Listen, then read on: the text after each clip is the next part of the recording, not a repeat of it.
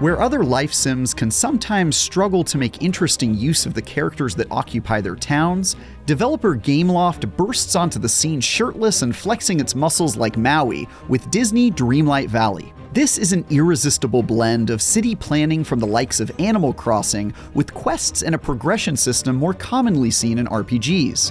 Some tedious objectives, copious bugs, and an incomplete final act mean it certainly warrants the unfinished early access label at the moment.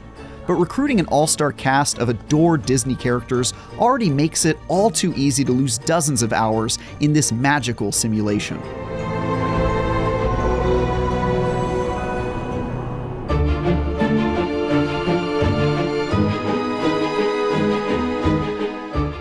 Disney Dreamlight Valley's cozy concept has you rebuilding a village, befriending iconic characters, and getting sort of creeped out by the look in Mickey Mouse's eyes. You'll learn how to fish from Goofy and secretly hope he's your real father, struggle to find space for all the useless items in your inventory that you absolutely cannot live without, and get really bummed out when you visit Wally's World and remember how sad that movie was. Your ultimate goal is to recruit all the memorable and well-written Disney characters to your town and foster friendships with them, complete a sea of fetch quests to unlock new abilities and access to new areas, and become fabulously wealthy enough to build your Disney dream home in the process. The structure is familiar, but the chief differentiator is that Disney Dreamlight Valley wisely focuses far less on the actual village building and farming or fishing elements compared to its peers. Instead, it relies on its most valuable asset, its characters, who stand front and center as the ultimate unlockable to chase. Completing the right quests to finally convince Moana or Ariel to settle down in my neighborhood provided a hit of dopamine that kept me happily sprinting on the grindy hamster wheel for over 40 hours. Not bad for early access. Disney Dreamlight Valley also tells a surprising and extremely meta story about a town that's being rebuilt after being ravaged by the Forgetting, a mysterious evil presence that's an extremely on-the-nose metaphor for people growing into adulthood and forgetting about the imaginary characters that we loved as children. Rebuilding the town and your friendships with these childhood heroes is therefore an attempt to reconnect with our childhood in the game and out of it, and I really appreciated that creative premise. Just about every activity provides some kind of meaningful progress, whether it be earning enough money to upgrade the village or Dreamlight that lets you access new areas and realms, all in the pursuit of recruiting more characters and advancing your relationships with them. Of course, you can upgrade your house, buy new furniture and cosmetics, and all that recognizable stuff, but it's hard to beat recruiting your favorite Disney character to become your next-door neighbor as far as incentives go.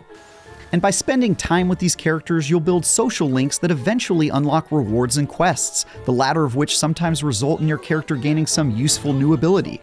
That could be breaking apart giant ice roadblocks or tearing out some troublesome tree stumps. It's a loop so disgustingly engrossing that I found myself staying up late as I said, I'll stop after this one last thing, time and time again.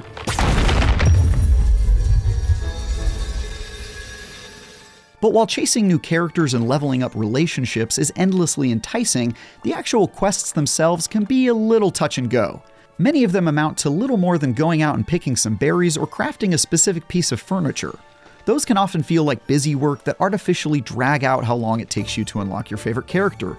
Even if most don't actually take very long to complete, they're usually so similar to one another that it gets repetitive. In a few cases, though, quests can be genuinely entertaining in their own right, rather than just a means to an end.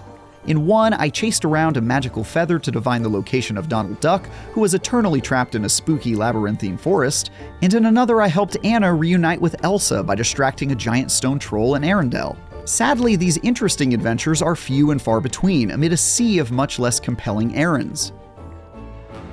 There's also some seemingly unintentional time gating that happens, which really throws a wrench in an otherwise well-built machine. Unlike real-time games like Animal Crossing that limit your progress day by day, Disney Dreamlight Valley sagely sets nearly no limits on how much you can accomplish in a single sitting, at least not on purpose. For example, you can mine ore to your heart's content, and by the time you've left the area to sell off your haul and return, you'll find the deposits replenished. The same can be said for fruit on trees, randomly spawned flowers, and more. But then you'll run into things like a quest that requires you to collect mushrooms, and find no good way to get them except by picking a few that only seem to spawn after reset each day. That effectively adds the same obnoxious time gates to an adventure that seems to have intentionally rid itself of those in other areas, which made them even more out of place and irritating. As you rebuild Dreamlight Valley, you'll be treated to a fantastic showcase of colorful worlds and personalities Disney is known for. Each character is so impeccably recreated and full of life that hanging out with them gave me flashbacks to parts of their movies that I'd long forgotten. Plus, seeing Donald Duck enter a frenzied rage for no reason just never gets old. All the while, orchestral versions of popular Disney songs play in the background and had me humming along like a nostalgia-drunk sucker. The only real letdown are the environments. They're surprisingly claustrophobic and poorly textured compared to how great everything else looks. Granted, that issue is almost a hallmark of the genre at this point, but one that never ceases to gnaw at me as I play nonetheless. Less bland are the character customization and furniture options you use to decorate the town and your home. I suppose it shouldn't surprise me that there's a pile of cosmetics to unlock as big as Gaston's biceps, seeing as it's the primary method by which Gameloft plans to make a buck off optional microtransactions. But it's still an impressive selection nonetheless. Unless you wanted to make a red-headed character, in which case for some reason you can only give them ginger eyebrows.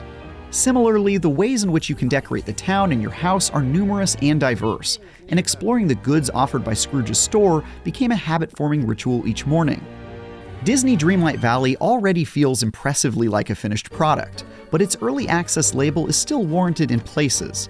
Again, I was going strong for most of my time with it, but the end of this adventure does slow down anticlimactically as you run out of meaningful ways to progress.